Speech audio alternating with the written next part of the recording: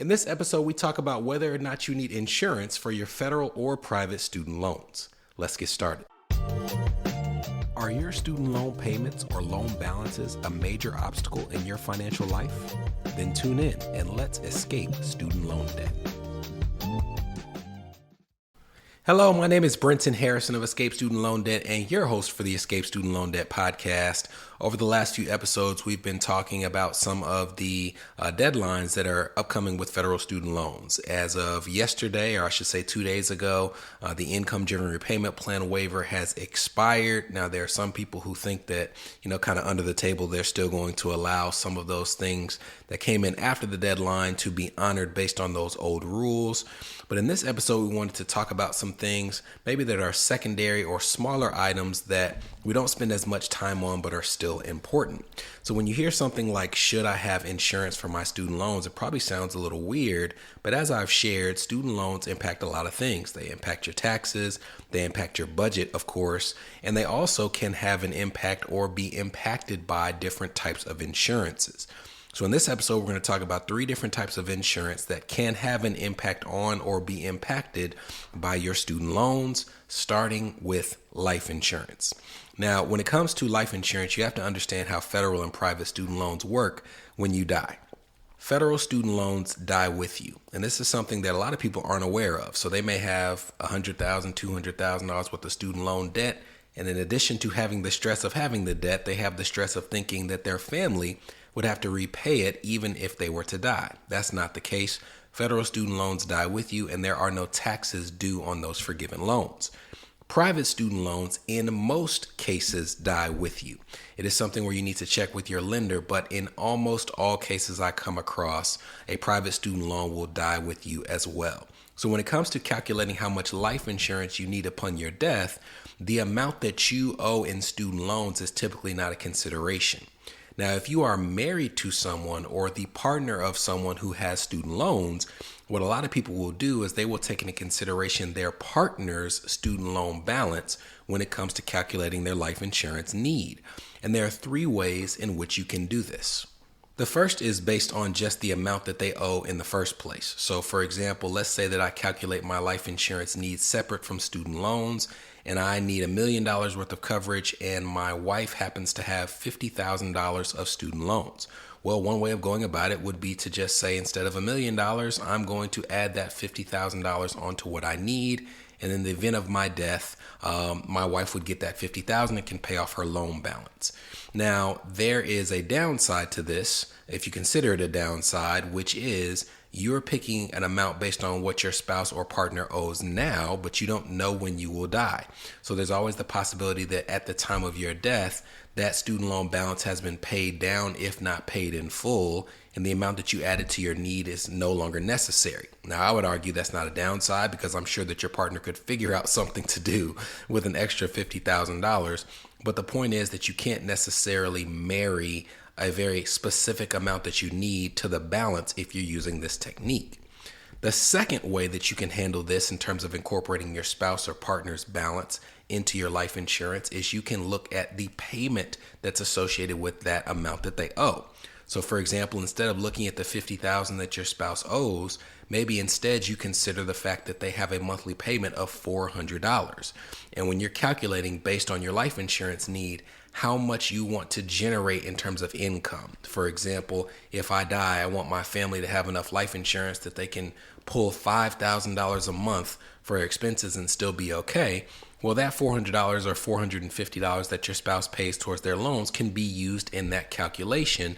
And instead of planning for your wife to pay off their loans, you would be giving them enough money to make sure that they can make the payment on those loans moving forward without having to dip into other sources of income that they may have at their disposal. That's the second way. The third way that you can incorporate is to instead look at the taxes that may be due based on those forgiven student loans. And this is something that we've talked about briefly on this podcast, but up until the end of the year 2025, if you have federal student loans forgiven under an income-driven repayment plan, then there is no tax due on those forgiven loans.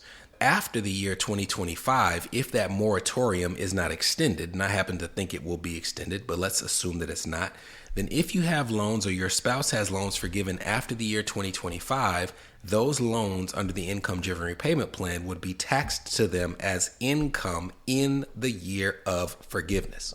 So if, for example, in the year 2030, your spouse had $100,000 of student loans forgiven under an IDR plan, and they were making $50,000 that year, when they filed their taxes, it would make it look as if they earned $150,000. That's how much they would have to pay taxes on.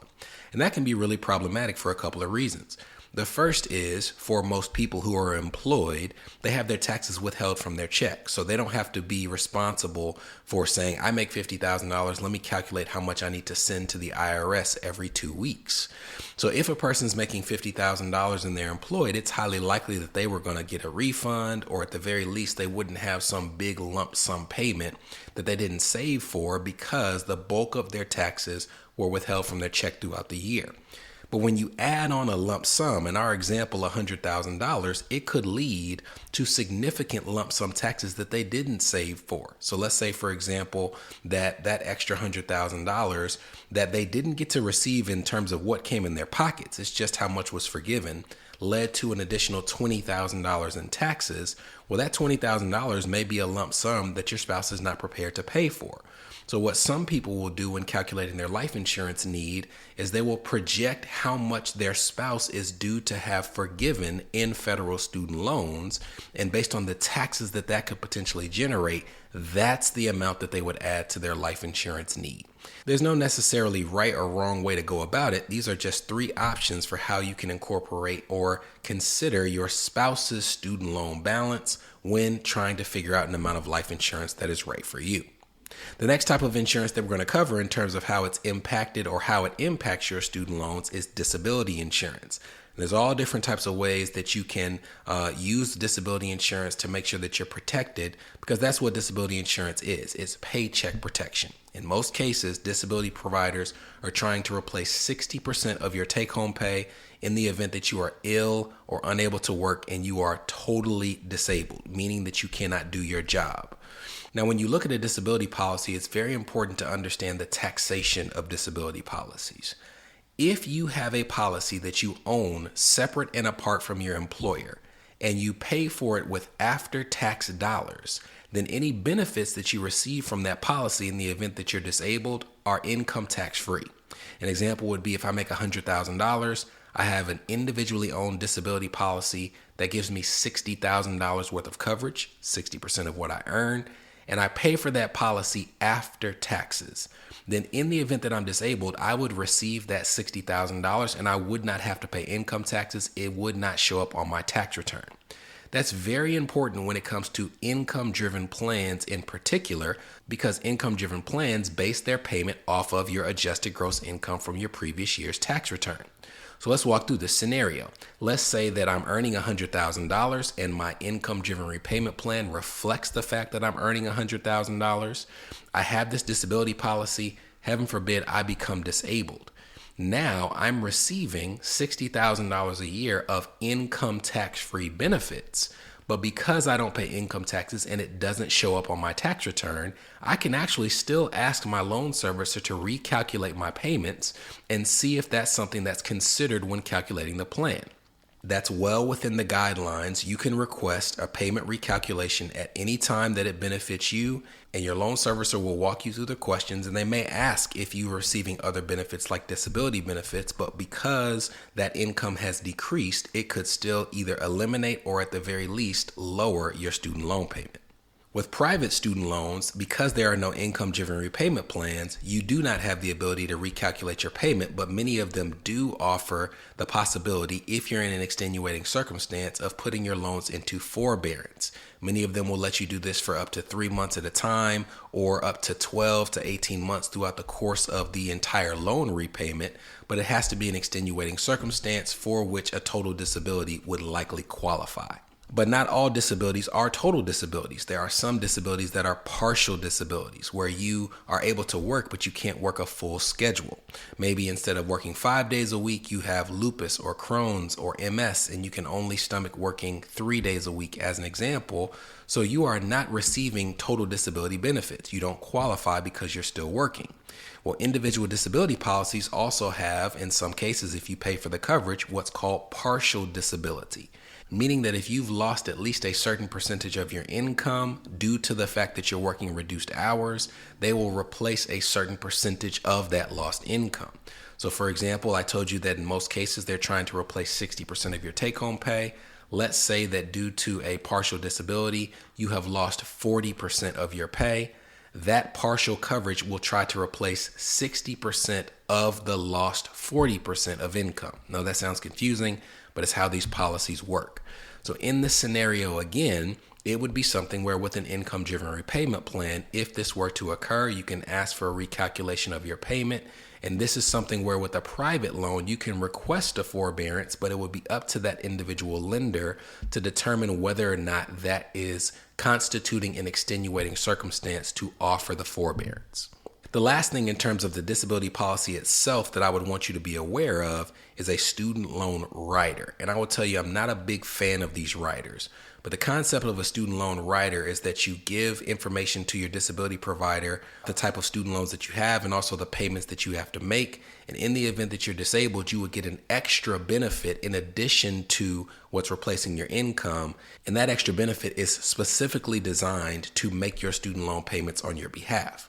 Now, I'm not a big fan of this because as we covered with federal student loans, that's not something that you'd have to deal with in the first place, right? You can typically have your payment reduced or eliminated, and adding that disability insurance rider for student loans adds cost to your policy.